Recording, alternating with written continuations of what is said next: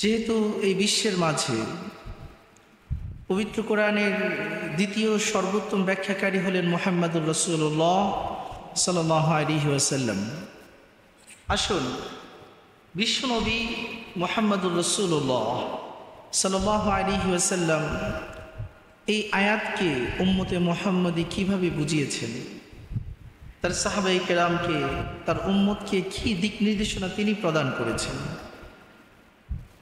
হাদিসের কিতাবগুলো যাচাই করলে রমজান সংক্রান্ত নবীজির ছোট্ট দুটি খুতবা পাওয়া যায়। এর মধ্যে একটি হলো সুনান নাসাঈর 6 নম্বর হাদিস। নবী করিম সাল্লাল্লাহু আলাইহি ওয়াসাল্লাম তার সাহাবাদেরকে লক্ষ্য করে সেদিন একটি খুতবা দিয়েছেন। সেখানে তিনি বলেন, আতাকুম রমাদান শাহরুন মুবারক, তোমাদের কাছে রমজান মাস চলে এসেছে, যা একটি বরকতময় মাস। ফরদাল্লাহু আযজা ওয়া জাল্লা সিয়ামাহু, আল্লাহ পাক এই রমজান মাসে রোজা রাখা তোমাদের জন্য ফরজ করেছেন। তুফতাহু ফীহি আবওয়াবুস সামা ওয়া তুগলাকু ফীহি আবওয়াবুল জাহিম, এই মাসে আসমানের দরজাসমূহ খুলে দেওয়া হয় এবং জাহান্নামের সকল দরজাসমূহ বন্ধ করে দেওয়া হয়। ওয়া তুগলাকু ফীহি মারাদাতুশ শায়াতিন, এবং এই মাসের মাঝে মরদুদ শয়তান, দুশ্চরিত্র শয়তানদেরকে বন্দী করা হয়। লিল্লাহি ফীহি লাইলাতুন খায়রুম মিন আলফি শাহর, এই মাসে এমন এক রাত আছে যে এক রাতের ইবাদত আল্লাহ পাকের কাছে 1000 মাসের চাইতে উত্তম। অতঃপর নবী করিম সাল্লাল্লাহু আলাইহি ওয়াসাল্লাম বলেন, মান হুরিমা খায়রুহা ফাকাদ হুরিমা, যে এই মাস পেয়ে তার সকল কল্যাণ থেকে বঞ্চিত হলো, তার চাইতে পোড়া কপাল, দুর্ভাগা, হতভাগা আল্লাহর জমিনে আর কেউ হতে পারে না। নবীজির আরেকটি খুতবা পাওয়া যায় বিখ্যাত হাদিসের কিতাব শুআবুল ঈমানের 3336 নম্বর হাদিসে।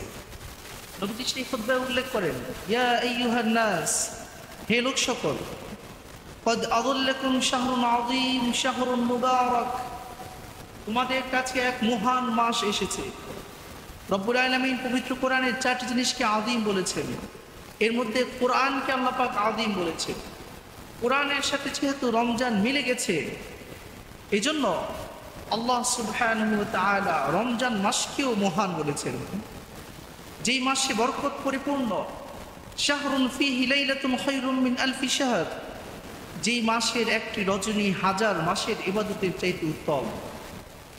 বিশ্বনবী আরো বলেন, জাআলাল্লাহু সিয়ামাহু ফরিদা ওয়া কিয়ামা লাইলিহি তাতাওয়া, এই মাসে 30 দিন রোজা রাখাকে আল্লাহ পাক ফরজ করে দিয়েছেন।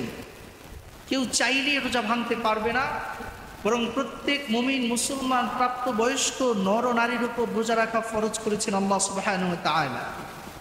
এবং এই মাসে রাতের তারাবির নামাজকে আল্লাহ পাক সুন্নত করে দিয়েছেন। শুধু তাই নয়, মান তাকাররাবা ফীহি বিখাসলাতিন মিনাল খায়র কানা কামান আদ্দা ফরিদাতান ফীমা সিওয়া, এই মাস আল্লাহর কাছে এতটাই প্রিয়, নবী করিম সাল্লাল্লাহু আলাইহি ওয়াসাল্লাম বলেন, এই মাসের মাঝে কেউ যদি একটি নফল আদায় করে, যেমন কেউ 2 রাকাত নফল নামাজ পড়লো, সে যেন অন্য মাসে 2 রাকাত ফরজ আদায় করলো। সুবহানাল্লাহ। তাহলে এই মাসের প্রতিটা নফলকে এক একটা ফরজের মর্যাদা দান করেছেন কে? আল্লাহ সুবহানাহু ওয়া তাআলা। রাসূল আরো বলেন, ওমান আদ্দা ফরিদাতান ফীহি কানা কামান আদ্দা 70 ফরিদাতান ফীমা সিওয়া, আর এই মাসের মাঝে যে ব্যক্তি একটি ফরজ আদায় করবে, সে যেন অন্য মাসে 70টি ফরজ আদায় করলো। তাহলে আমরা এই মাসে একটি জুমার নামাজ পড়লে কয় জুমার নামাজের সওয়াব পাবো? 70টা জুমার নামাজ। একটি ফজরের নামাজ আদায় করলে কয় ফজরের নামাজ আদায়ের সওয়াব পাবো? 70টা ফজরের নামাজ। এই জন্য প্রিয় মুসলিম বন্ধুরা, বিশ্বনবী মুহাম্মদুর রাসূলুল্লাহ সাল্লাল্লাহু আলাইহি ওয়াসাল্লাম তার উম্মতকে যে দিক নির্দেশনা প্রদান করেছেন, যে কোনোভাবেই যেন, কোনো অবস্থাতেই যেন আমরা আমাদের ফরজ এবং নফল ইবাদত থেকে এই মাসে গাফিল না হয়ে যাই। নবীজি এই আয়াতের ব্যাখ্যায় আরো কি বলেছেন, এই মাসের গুরুত্ব তার উম্মতের সামনে কিভাবে উপস্থাপন করেছেন। বিখ্যাত হাদিসের কিতাব সুনান তিরমিজির 687 নম্বর হাদিস। রাসূল করিম সাল্লাল্লাহু আলাইহি ওয়াসাল্লাম রমজানের পূর্ব প্রস্তুতি হিসেবে রাসূল করিম সাল্লাল্লাহু আলাইহি ওয়াসাল্লাম বলেন, আহসু হিলাল শাবান লিরমাদান, তোমরা রমজান মাসকে সঠিকভাবে পাওয়ার জন্য শাবান মাসের চাঁদের হিসাব পুঙ্খানুপুঙ্খ রাখো, ভালো করে শাবানের হিসাব রাখো। কারণ শাবানের হিসাব না রাখলে রমজান পাওয়া যাবে না।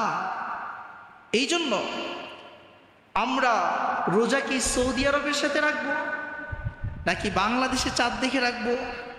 এক্ষেত্রেও নবী করিম সাল্লাল্লাহু আলাইহি ওয়াসাল্লাম তার স্পষ্ট দিক নির্দেশনা প্রদান করেছেন। নবীজি বলেন, সুমু লিরুইয়াতিহি ওয়া আফতিরু লিরুইয়াতিহি, তোমরা চাঁদ দেখে রোজা রাখো, চাঁদ দেখে ঈদ করো, চাঁদ দেখেই রোজা ভাঙ্গো। অর্থাৎ ঈদ পালন করা আর রোজা পালন করা, এই দুইটার মানদণ্ড নবীজি কাকে করেছেন? চাঁদকে। চাঁদ পৃথিবীর যেই স্থানের যেখানের মানুষ যখন দেখবে তখন থেকেই তারা রোজা এবং ঈদ পালন করবে, এটাই নবীজির বিধান। এখন বিষয় হলো, কোনো কিছু আমাদের বুঝে আসবে, কোনো কিছু বুঝে আসবে না।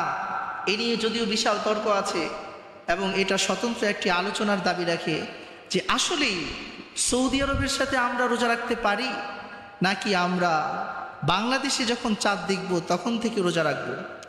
এই প্রশ্নের উত্তরের আগে আপনাদেরকে একটা প্রশ্ন করতে চাই যে সৌদি আরব যখন ফজরের নামাজ আদায় করে, আমরা কি তখন ফজরের নামাজ আদায় করি? কথা বলেন, আদায় করি? সৌদি আরব যখন সেহরি খায়, আমরা কি তখন সেহরি খাই? সৌদি আরব যখন ইফতার করে, আমরা কি তখন ইফতার করি? সৌদি আরব যখন মাগরিব, জোহর, এশা বিভিন্ন সালাতুল ফারাইজগুলো আদায় করে, তখন কি আমরা ফরজ নামাজগুলো সৌদি আরবের সাথে মিল করে আদায় করি? না। বাংলাদেশের মানুষ বাংলাদেশের সূর্যের হিসাবেই ফজরের নামাজ আদায় করে, বাংলাদেশের সূর্যের হিসাবেই মাগরিব, আসর, অন্যান্য নামাজগুলো তারা আদায় করে। ঠিক একইভাবে যেহেতু বাংলাদেশের মানুষ বাংলাদেশের সূর্যের হিসাবে তাদের ফরজ নামাজ আদায় করে, সুতরাং যেই রমজানকে আল্লাহ পাক চাঁদের সাথে সম্পৃক্ত করেছেন, সেই চাঁদের হিসাব করেই বাংলাদেশের মানুষ তাদের রোজা এবং ঈদ পালন করবে। চাঁদের হিসাব করেই তারা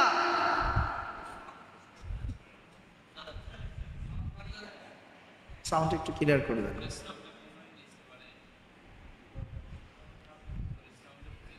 তো যেই কথা বলছিলাম যে রমজানের রোজা রাখতে হবে কি দেখে? রমজানের রোজা রাখতে হবে কি দেখে? চাঁদ দেখে। আবার রোজা ভাঙতে হবে কি দেখে? চাঁদ দেখে। তো যে কথা বলছিলাম, এজন্য কোনো বিভ্রান্তির মাঝে পড়বেন না। যদি আমরা সময় পাই, প্রশ্ন আসে, আপনাদের কারো প্রশ্ন থাকে যে হুজুর কেন রমজানের রোজা সৌদি আরবের সাথে রাখা যাবে না, প্রশ্ন আসলে আমরা বিস্তারিত ডকুমেন্টারি এর উপর 1 ঘন্টার উপর আলোচনা করবো ইনশাআল্লাহ। নবীজি বলেছেন শাবান মাসের হিসাব পরিপূর্ণ করতে হবে। নবীজি আরো বলেন রমজানের আগের যে 2 দিন, এই 2 দিন অনেককে দেখা যায় যে 29-30 তারিখে রোজা রাখে। না বন্ধু, এটা করা যাবে না। বিখ্যাত হাদিসের কিতাব মুসলিম শরীফের 1082 নম্বর হাদিসে নবীজি বলেন, লা তুকদ্দিমু রমাদান বিসাওমিন ওয়ালা ইয়াওমাইন, লা তুকদ্দিমু রমাদান বিসাওমিন ওয়ালা ইয়াওমাইন, রমজানের 1 দিন কিংবা 2 দিন আগে তোমরা রোজা রাখবে না। এটা রাসূলের স্পষ্ট নির্দেশ। কেউ রেখে ফেললে হয়ে যাবে মাল কারাহা, কিন্তু না রাখাটাই হলো রাসূলের বিধান। এর হুকুমটা ফরজ না নফল এত কিছু জানার প্রয়োজন নাই। আমি এতটুকু জানলেই যথেষ্ট যে নবীজি বলেছেন রমজানের 2 দিন কিংবা 1 দিন আগে রোজা রাখতে না, রাখবো না ইনশাআল্লাহ। 5 নম্বর বিষয় নবীজি যেটা বলেছেন, রমজানের প্রস্তুতি হিসাবে শ্রমিকের কাজ কমিয়ে দাও।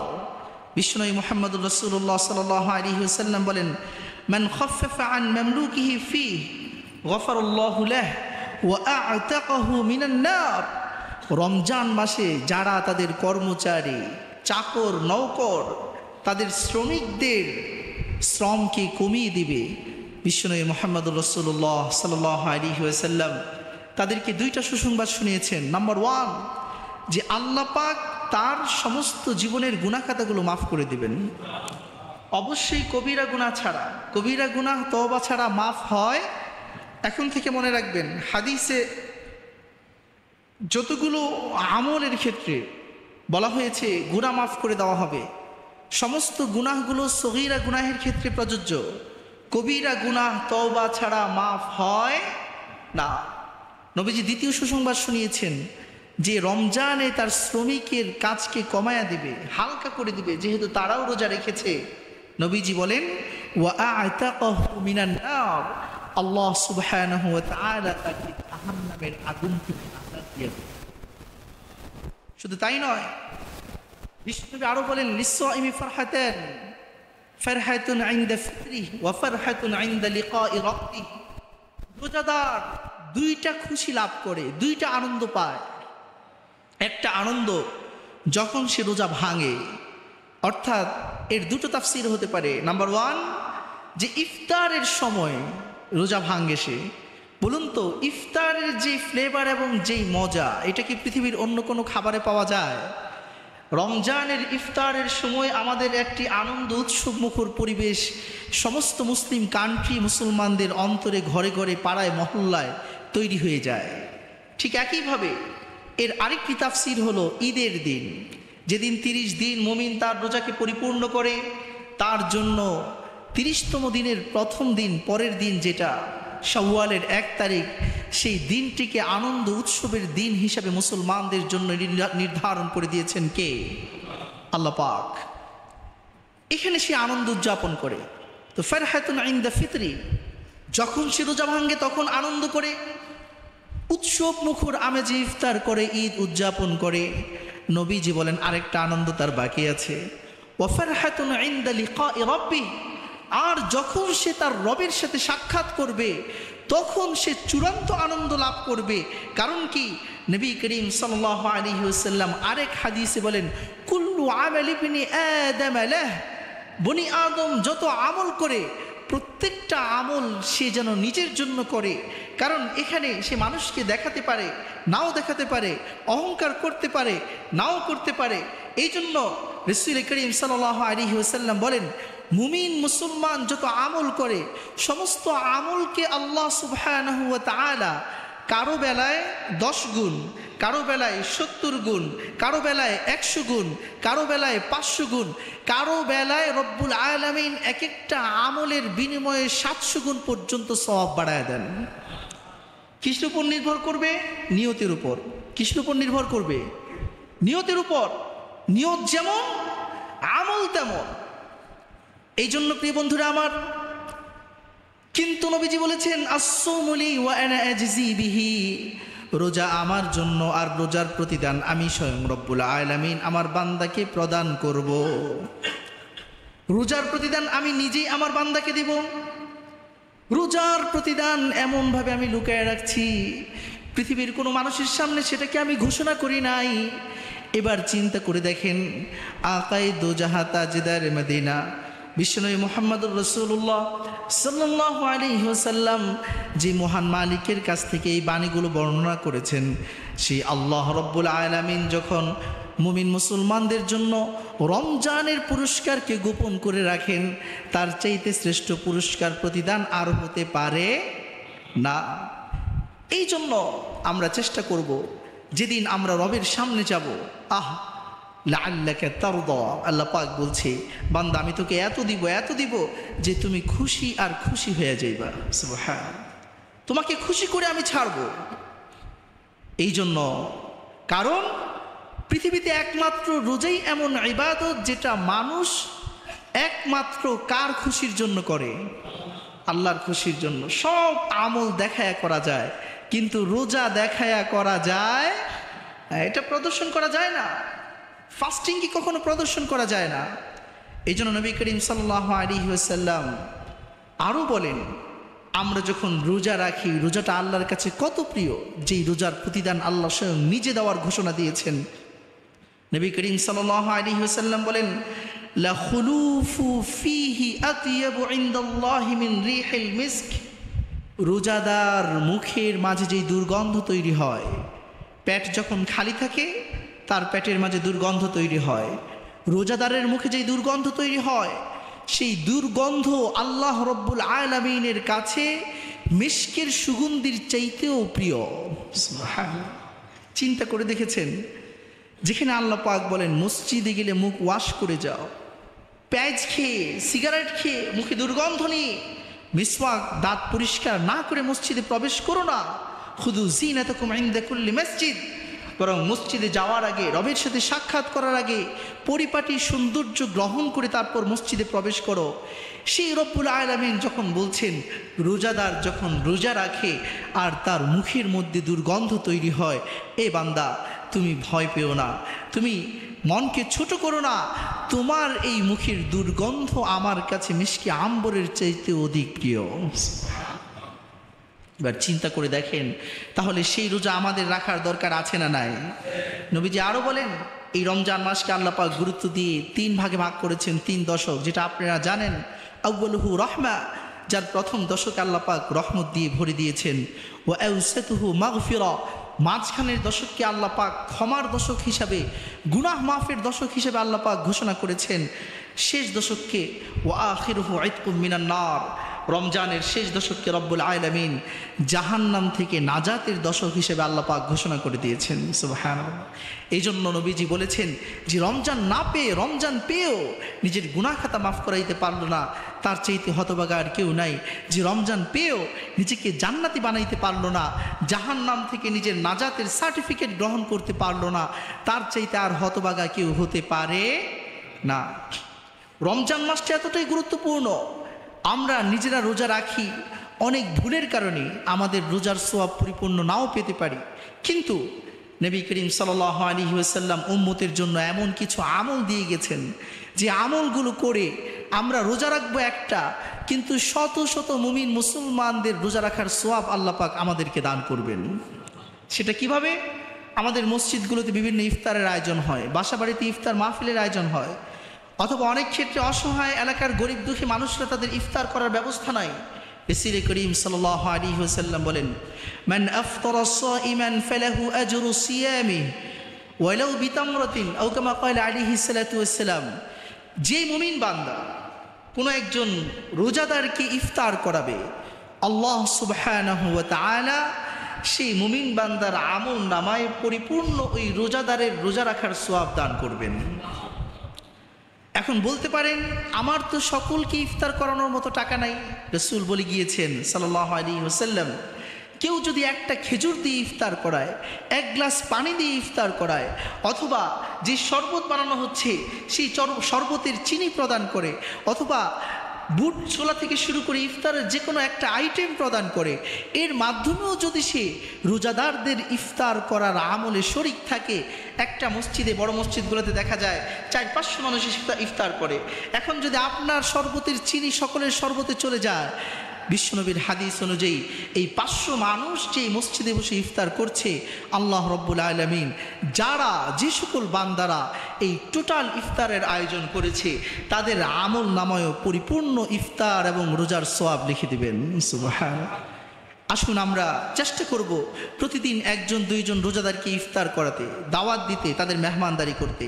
নবী করিম সাল্লাল্লাহু আলাইহি ওয়াসাল্লাম আরেকটি হাদিসে বলেন, লিকুল্লি শাইইন যাকাত ওয়া যাকাতুল বাদান আসিয়াম, প্রতিটি জিনিসের যাকাত আছে। সম্পদ কামাই করলে যাকাত দিতে হয় কি হয় না? আকিমুস সালাতা ওয়া আতুজ যাকাত, পবিত্র কোরআন আল্লাহ বারবার বলে দিয়েছেন সালাত কায়েম করো এবং যাকাত আদায় করো। লক্ষ্য করে দেখবেন নবীজি বলেন, যেহেতু প্রতিটি জিনিসের যাকাত রয়েছে, আমার যে দেহ খাবার খেয়ে পুষ্টি সমৃদ্ধ করে দিন দিন নাদুস নুদুস হচ্ছি, অথবা কখনো কখনো সেখানে দেহের মাঝে আগাছা জন্ম নিচ্ছে, ব্যাড ফ্যাট জন্ম নিচ্ছে, বিভিন্ন ধরনের দেহের মাঝে ব্যাড চর্বি, যেগুলা খারাপ চর্বি জমা হচ্ছে, এগুলোকে পরিষ্কার করার জন্য রব্বুল আলামিন বলেন, বিশ্বনবী মুহাম্মদুর রাসূলুল্লাহর জবানে আল্লাহ পাক প্রকাশ করে দিচ্ছেন, ওয়া যাকাতুল বাদান আসিয়াম, রোজাদারদের জন্য তার রোজা রাখাটাই হলো তার দেহের যাকাত। কেউ যখন রোজা রাখে যেন সে তার দেহের সকল ময়লাগুলোকে পরিষ্কার করে দেয়। নবীজির এই কথাটা কতটা সায়েন্টিফিক, রোজা নিয়ে বিশাল গবেষণা হয়েছে। কিছুদিন আগে জাপানের একজন বিজ্ঞানী রোজার উপর গবেষণা করে তিনি নোবেল প্রাইজ অর্জন করেছেন। সায়েন্টিফিকরা কি বলেন এক্ষেত্রে আমি আপনার সামনে কয়েকটি বিখ্যাত বিজ্ঞানীর বক্তব্য আমি আপনাদের সামনে উপস্থাপন করছি। স্বাস্থ্যবিজ্ঞানী সুপিরিয়র নিউট্রিশন গ্রন্থে ডক্টর শেলটন বলেছেন, উপবাসকালে শরীরের মধ্যকার প্রোটিন, শর্করা, চর্বি স্বয়ং পাথিত হয়, ক্ষয় হয়, ফলে গুরুত্বপূর্ণ কোষগুলোর পুষ্টিবিধান হয়। আমরা সবসময় খেয়ে যাচ্ছি, বিশ্রাম দিচ্ছি না। একটা মেশিন যখন চলে তখন মাঝে মাঝে বিশ্রাম না দিলে মেশিনটা ঠিকমতো চলবে নাকি বাস্ট হবে? কথা বলেন, বাস্ট হবে। তাহলে পৃথিবীর যে কোনো মেশিনারিজের যখন বিশ্রামের প্রয়োজন হয়, এই যে দেহ নামক মেশিন যে রব্বুল আলামিন আমাদেরকে বিনা পয়সায়, বিনা টাকায়, দয়া করে, মায়া করে, আপন কুদরতে তিনি আমাদেরকে দান করেছেন, এই মেশিনটাকে বিশ্রাম দেওয়ার প্রয়োজন আছে না নাই? এই জন্য আমরা যখন রোজা রাখি, আমাদের ভিতরের যে পাচনতন্ত্র আছে এটা নিজেদেরকে পুনর্গঠন করতে পারে। ডক্টর অ্যালেক্সিস বলেন, উপবাসের মাধ্যমে লিভারের রক্ত সঞ্চালন দ্রুত হয়। বর্তমান সময়ে সবচেয়ে যে রোগটি বেশি দেখা দিচ্ছে ফ্যাটি লিভার। কথা বলেন ঠিক কিনা? ফ্যাটি লিভারে আক্রান্ত হয়ে যাচ্ছি। কারণ কি? আমরা শুধু খাচ্ছি, খাওয়া দাওয়া ফুর্তি করে দুনিয়াটা মস্ত বড়। আপনি শুধু আনন্দের মাঝে নিজেকে গা ভাসিয়ে দিলে পৃথিবীর পরিপূর্ণ আনন্দ কখনো উপভোগ করতে পারবেন না। এটার অনেক প্রমাণ আছে, ইনশাআল্লাহ সামনে জানতে পারবেন। তো লিভারের রক্ত সঞ্চালন যখন বাড়বে, সেখানে ফ্যাটি অ্যাসিড জমা হতে, ফ্যাটি লিভার জমা হতে পারবে না, ফ্যাট জমা হতে পারবে না। এই জন্য যখন আমরা রোজা রাখবো তখন আমাদের লিভার থেকে ব্যাড ফ্যাট যেগুলো আছে সেগুলো ঝরাইয়া দিবেন কে? আল্লাহ সুবহানাহু ওয়া তাআলা। ডক্টর আইজ্যাক জ্যানিংস বলেছেন, যারা আলস্য ও গোঁড়ামির কারণে এবং খারাপ খাদ্যাভ্যাসের জন্য নিজেদেরকে আত্মহত্যার দিকে নিয়ে যায়, রোজা তাদেরকে রক্ষা করে। সিগারেট আমাদের সমাজে মনে হয় খায় না, খায়। তারপরে দেখা গেছে অন্যান্য ব্যাড বিভিন্ন নেশা দ্রব্যের সাথে আমাদের সম্পর্ক আছে না নাই? এখন দেখা গেছে অনেকে তো আবার পানের সাথে জর্দাও খায়। জর্দা আর সিগারেট পায় কাছাকাছি, বর্জন করার চেষ্টা করব। তবে সিগারেটের বিধান আর জর্দার বিধান এটা তো আরেক বিতর্কের বিষয়। যাই হোক, আমি সেদিকে যেতে চাই না, এটা আমার আলোচ্য বিষয় নয় আজকে। কিন্তু যাদের এই ব্যাড হ্যাবিটগুলো আছে, আমরা কমপক্ষে একটু বুকে হাত দিয়ে বলেন, রোজার মাসে এই হ্যাবিট থেকে আমরা নিজেদেরকে সংযম করতে পারি কি পারি না? দীর্ঘ একটা 12 থেকে 13 ঘন্টা আমরা কিন্তু খাই না। তাহলে এটাই প্রমাণ করে মুমিন মুসলমান যদি চায় সিগারেট ছেড়ে দিতে পারবে কি পারবে না? পারবে। যেই লোকটা সকালবেলা ঘুম থেকে উঠে সিগারেট না খেলে তার ঘুম কমপ্লিট হয় না, সকাল তার সুন্দর হয় না, সে যখন রমজান মাসে রোজা রাখে 12 থেকে 13 ঘন্টা, কোথাও 15 ঘন্টা, 17 ঘন্টা, পৃথিবীর এমন দেশ আছে 22 ঘন্টা পর্যন্ত রোজা রাখতে হয়। এই দীর্ঘ সময় যে সে ফাস্টিং করে, এই সময়ের মাঝে তো সে সিগারেট খাচ্ছে না। রব্বুল আলামিন তার মুসলমান বান্দাদেরকে এই মেসেজ দিতেছেন, আসলে ভালো হওয়া এটা সংকল্পের কাছে। আমরা যদি সংকল্প করি, দৃঢ় প্রত্যয় গ্রহণ করি যে ব্যাড হ্যাবিট আমরা গ্রহণ করব না, সিগারেট খাবো না, যেগুলো আমাদের স্বাস্থ্যকে নষ্ট করে, এই ধরনের কোনো খাদ্য গ্রহণ করব না, তাহলে আমাদেরকে সুস্বাস্থ্যের অধিকারী সুস্থ জীবন দান করবেন কে? আল্লাহ পাক। এই জন্য রমজান মানুষকে সুস্বাস্থ্যের অধিকারী বানায়, ব্যাড হ্যাবিটগুলো দূর করার জন্য তাদেরকে সাহায্য করে। বিখ্যাত সায়েন্টিস্ট নাস্ট বার্নার বলেন, ফুসফুসের কাশি, কঠিন কাশি, সর্দি এবং ইনফ্লুয়েঞ্জার মতো কঠিন রোগ রোজা রেখে নিরাময় করা সম্ভব। অনেকের আছে বুকে কফ জমে গেছে। আমাদের নাক দিয়ে যে শ্লেষা আসে, কোত্থেকে আসে? মস্তিষ্ক থেকে। মানুষ পাগল হয় কিভাবে? সায়েন্টিস্ট বলেন, যখন মস্তিষ্কে শ্লেষার পরিমাণ অনেক বেশি হয়ে যায়, বলগম, পুরো মস্তিষ্ক শ্লেষা দ্বারা আবৃত হয়ে যায়, তখনও মানুষ কিন্তু পাগল হয়ে যায়, সে কাজ করতে পারে না। দেখবেন নাক দিয়ে শ্লেষা বের হয়, কোত্থেকে আসে? এটা মাথা থেকে কপাল বেয়ে তারপরে এটা বেরিয়ে আসে।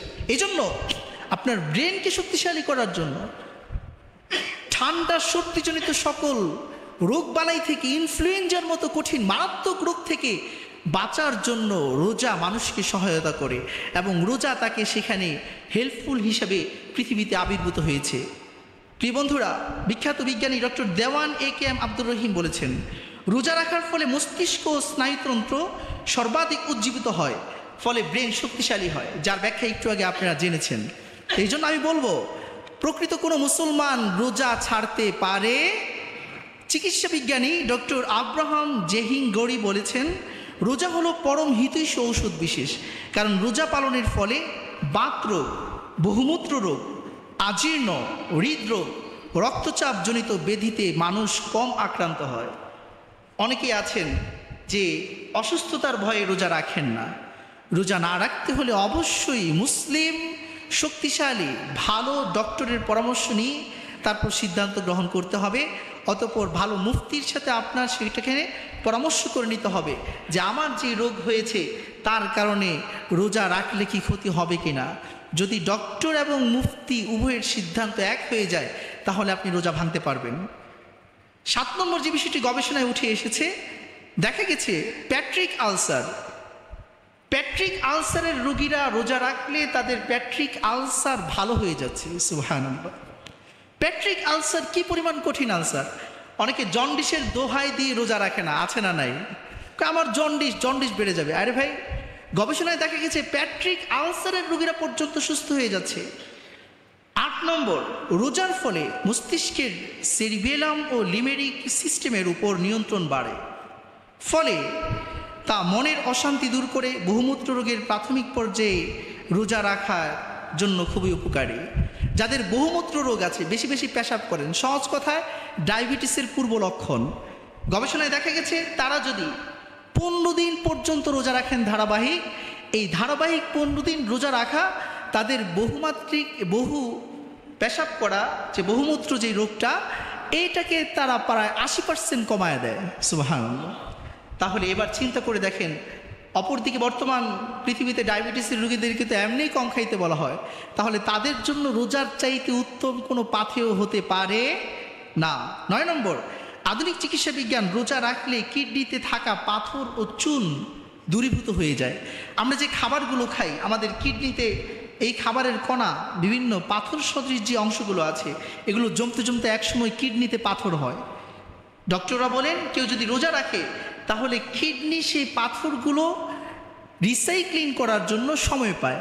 যদি তাকে মেশিনটাকে যদি আপনি বিশ্রাম না দেন তাহলে সে তার ভিতরের ময়লা পরিষ্কার করতে পারবে না। 10 নম্বর, 11 মাসের অতিভোজ পাকস্থলিতে যে জৈব বিষ জমা করে, এগুলো রোজা রাখার দ্বারা দূর হয়ে যায়, যেটা আমি শুরুতেই বলেছিলাম। এই জন্য প্রিয় বন্ধুরা, আমরা কেউ রোজা ভাঙবো না। বিশ্বনবী মুহাম্মদুর রাসূলুল্লাহ সাল্লাল্লাহু আলাইহি ওয়াসাল্লাম এই রোজার অনেকগুলো ফজিলত বলেছেন। এর মধ্যে একটি হলো, কেউ যদি একদিন রোজা রাখে, একদিনের রোজার ফজিলত নবীজি কি বলেছেন? নবী করিম সাল্লাল্লাহু আলাইহি ওয়াসাল্লাম বলেন, আবআদাল্লাহু আনহুন নার 70 খরিফা। কেউ যদি একদিন রোজা রাখে, একদিনের রোজার বিনিময়ে আল্লাহ পাক জাহান্নামকে 70 বছর দূর পর্যন্ত নিয়ে যান। চিন্তা করে দেখেন, জাহান্নামের আগুন, অথচ হাজার হাজার বছরের দূর থেকে তার তাপ পাওয়া যাবে, মানুষের কলিজার পানি শুষ্ক হয়ে যাবে। নবীজি আরও বলেন, আসিয়ামু জুন্নাহ, রোজা ঢাল স্বরূপ, অর্থাৎ রোজা হলো জাহান্নামের আগুন থেকে বাঁচার ঢাল। আপনি যে পুলসিরাতের পোলের মাঝে উঠবেন মনে করছেন কি আপনাকে বাঁচাবে? না না না, রাসূল বলেন আসসালাতু নূর, নামাজ হলো আলো। পুলসিরাত যেই কিসের উপর? জাহান্নামের উপর। জাহান্নামের আগুন কি? সাউদা, কালো। জাহান্নামের আগুনে নেই আলো, সেটা সম্পূর্ণ কালো। অ্যাজালাইকা ব্ল্যাক হোল, ব্ল্যাক হোলের মতো কঠিন অন্ধকারাচ্ছন্ন কালোর মাঝে আপনি আলো না পেলে পথ চলবেন কিভাবে? আবার সেই কালো অন্ধকার জাহান্নামের আগুনের পাওয়ার রয়েছে, শিকলের মতো টেনে টেনে পাপিষ্ঠ মুসলমানদেরকে জাহান্নামের মাঝে ফেলে দেওয়া হবে। তাহলে এই কালো জাহান্নামের আগুনে চলতে গেলে সলাতের, নামাজের নূর লাগবে, ওজুর নূর লাগবে, আমলের নূর লাগবে। আর যেই জাহান্নাম থেকে শিকলগুলো এসে আমাদেরকে জাহান্নামে টেনে নিয়ে যাওয়ার চেষ্টা করবে, সেগুলো থেকে বাঁচার জন্য আমাদের অত্যন্ত আবশ্যকীয় হলো ঢাল। কি লাগবে? ঢাল। নবী করিম সাল্লাল্লাহু আলাইহি ওয়াসাল্লাম বলেন, আসিয়ামু জুন্নাহ, রোজা হলো ঢাল স্বরূপ।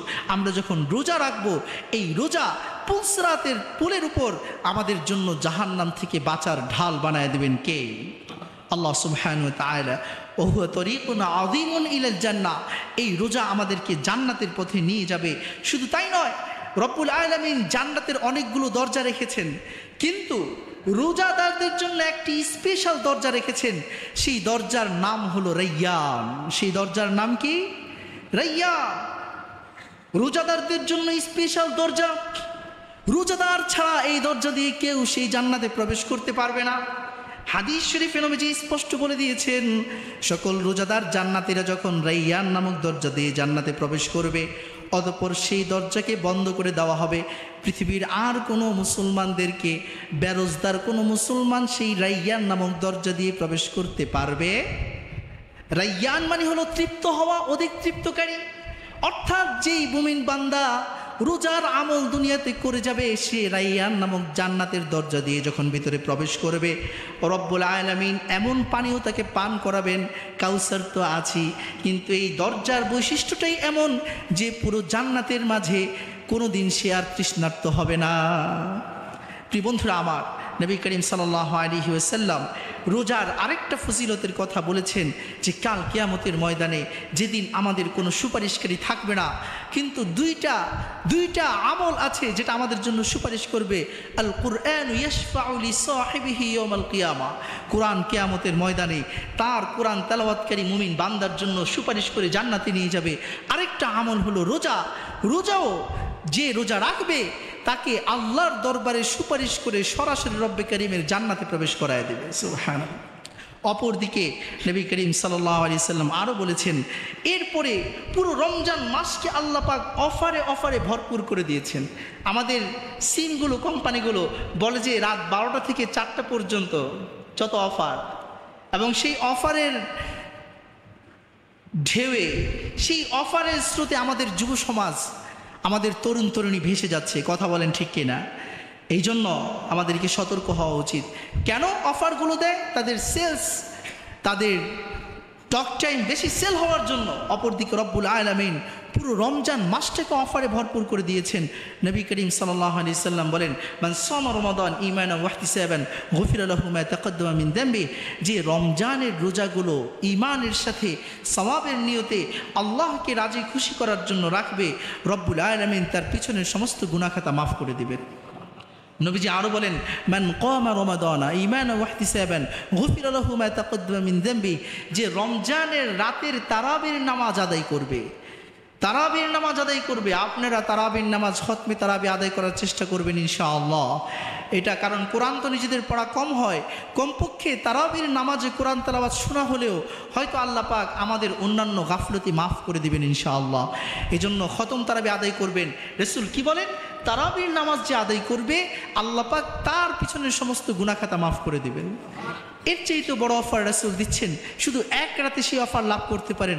মান কামা লাইলাতুল কদরি ঈমানান ওয়া ইহতিসাবান গুফিরা লাহু মা তাকাদ্দামা মিন যামবি, যে লাইলাতুল কদরের রাত্রে ঈমানের সাথে সওয়াবের নিয়তে পুরো রাত ইবাদত করবে, আল্লাহ পাক তার জিন্দেগীর সমস্ত গুনাহ খাতা মাফ করে দিবেন। এই 20টি হাদিস আপনাদের সামনে উপস্থাপন করলাম। নবীজির চাইতে শ্রেষ্ঠ বয়ান আর কেউ করতে পারে না। আশা করি অল্প কথাই যথেষ্ট। যদি আমরা বুদ্ধিমান হয়ে থাকি, আল্লাহ পাক আমাদের সকলকে রাসূলের কথাগুলো মেনে আমল করার তৌফিক দান করুন।